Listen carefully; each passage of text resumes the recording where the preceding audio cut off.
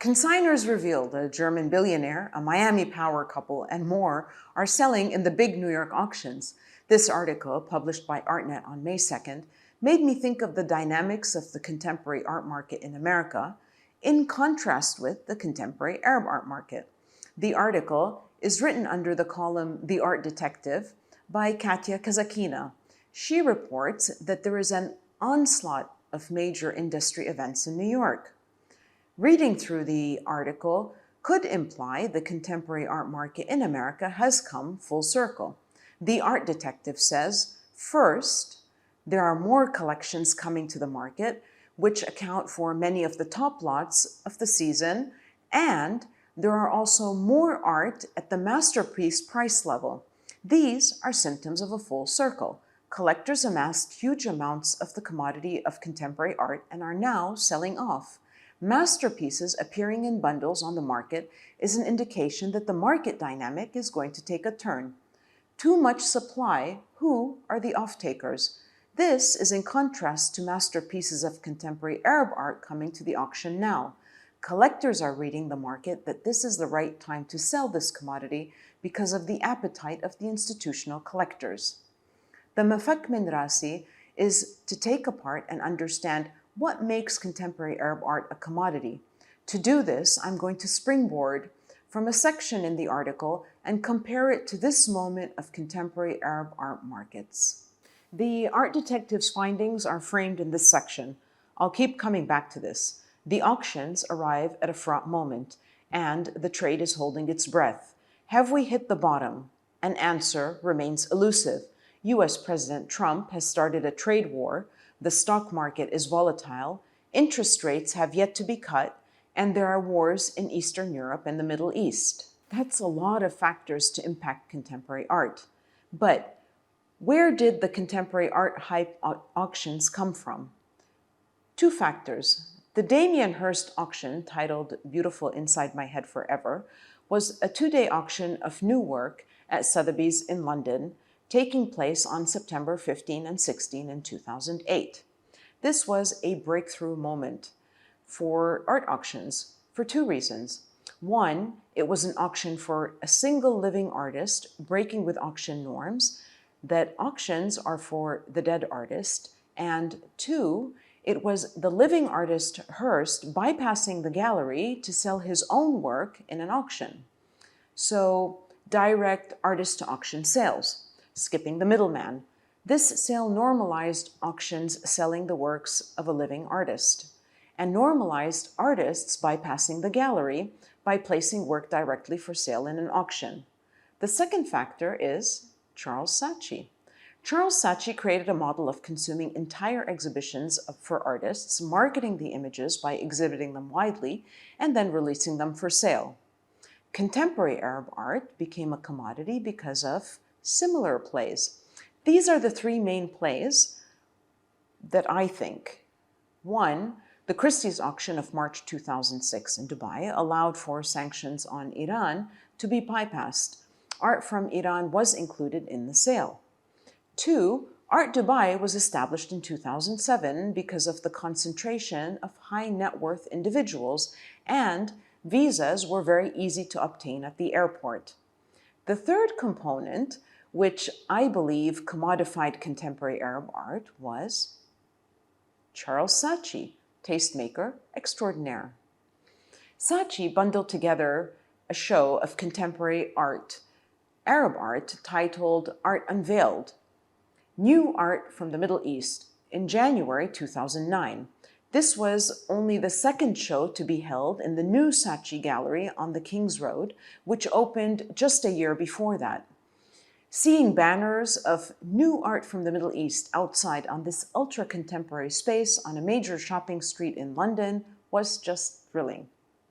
Carl remarked, Unveiled, New Art from the Middle East is an exhibition which claims little beyond its title. There is no obvious reason why this particular group of artists should be brought together in the same exhibition. To claim that somehow they represent art practices in the Middle East would be misleading. There are no obvious stylistic connections or overriding concerns among the various artists on show.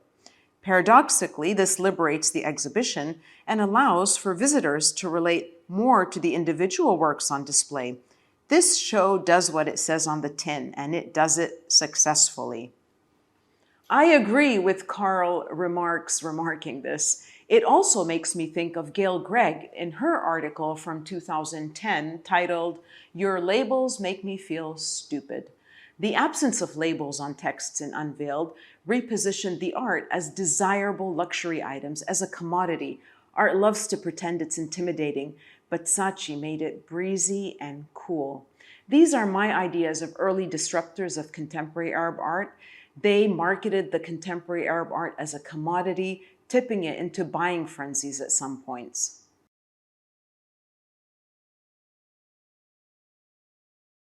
Markets in general have a structured exchange of goods based on quantitative data that helps determine a price, except in the art market. It's just chaotic. Sometimes pulling the price out of thin air is actually the art. Little data plays into the price of the artwork. That little data is usually from previous known sales records from an auction.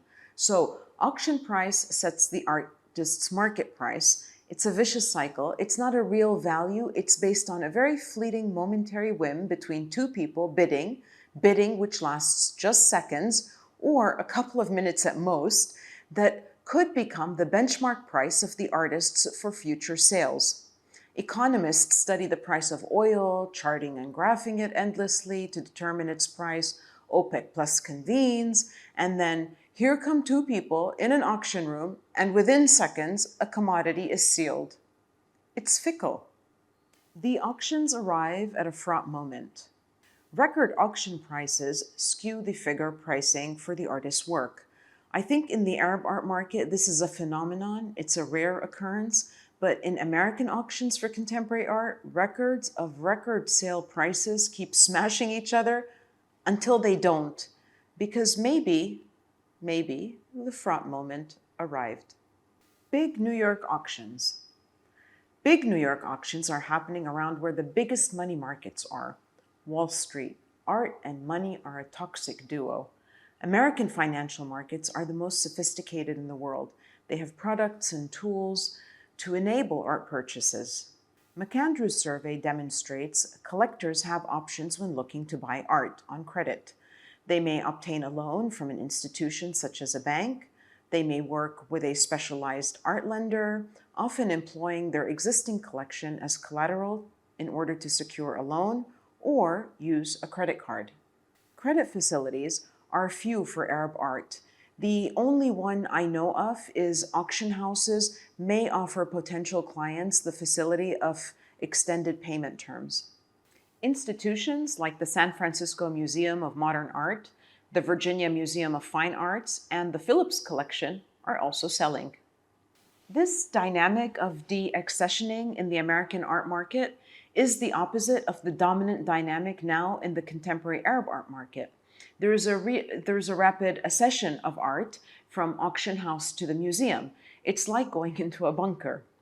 The hammer price indicates the appetite of an institutional collector, and, Melissa elaborates, the largest institutional collecting centers are Qatar, Saudi, and Al Emirat. Zoning out, the war in Gaza should have little effect on the MENA region market's main engine, particularly in the contemporary sector, institutional buying in the Arab world.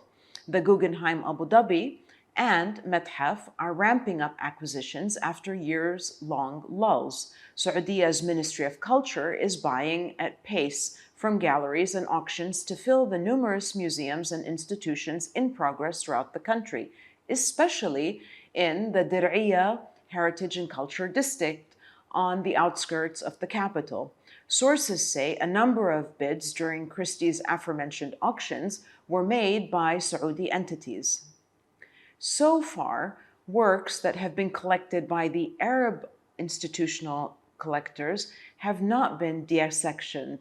Deassectioning work from a government-backed institution is a very complex and lengthy process. This is a good thing.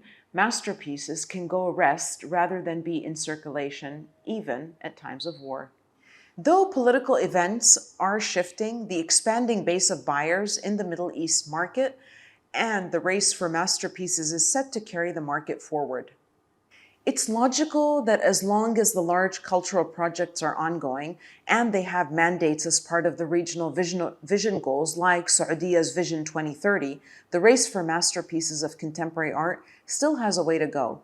From the report Art and Diplomacy, Saudia's Cultural Renaissance in the Era of Vision 2030, it says, Vision 2030 advocates for the kingdom to develop its creative industries and invest in the infrastructure required to host creatives and industry-wide events at home. The government's push to promote art collection among its youth population and open various new museums across the kingdom. But also, I think the FIFA World Cup in Saudi in 2034 will expand the runway past the Vision 2030 for institutional collection to ensure the art tourism during the World Cup will be a remarkable display of soft power. تحولات اقتصادية وثقافية تضع سوق الفن في منطقتنا على الخارطة العالمية. Aside from the auction houses, there are so many Arab art industry events that contribute to the commodity ecosystem. The other place to buy art is at a fair. Art fairs are vibrant worlds of opportunity for artists, gallerists, and collectors alike, offering a space for people to explore and discover art, network with others in the community, and support artists and the arts. The biggest regional art fair is Art Dubai. It has a concentration of galleries selling Arab art, with a new incoming fair, Art Basel Doha, in 2026. So, if a fair is a cash and carry situation, a biennale, there is no storefront selling of art, la cash wala carry. Whereas an art fair rents booths to galleries to bring art for sale, biennials employ curators to gather existing artworks and commission new artworks in the aim of creating a cohesive theme. The Sharjah Biennale, often referred to as Sharjah by the art industry, is a wildly anticipated industry event. Sharjah are the tastemakers for contemporary art now. In Sharjah, you will see the present and future for contemporary Arab art. Back to the art detective. US President Trump has started a trade war. There is no trade war here. But remember, this article was in early May, and the varieties of war are now expansive, and the changes in policy are fluid, but there's just no trade wars. The stock market is volatile. Whereas in America, stock market volatility affects the purchasing power, in the Arab world, stock market's performance has zero consequences on the purchasing appetite of the institutional collectors. The price of oil does. Oil prices determine the budgets allocated for government institutional collection. And since the institutional collectors are government bodies and with mandates to fulfill, budgets will be allocated. There are wars in the Middle East, but do wars in the Middle East affect Middle East art markets? Let's have a closer look, not at the article headline, but at this tab, Hamas-Israel War News, and the subheading, Auction Purchases by Arab Cultural Entities Overcome Early Uncertainties of Israel-Hamas War. It's like the question is, Hamas-Israel War?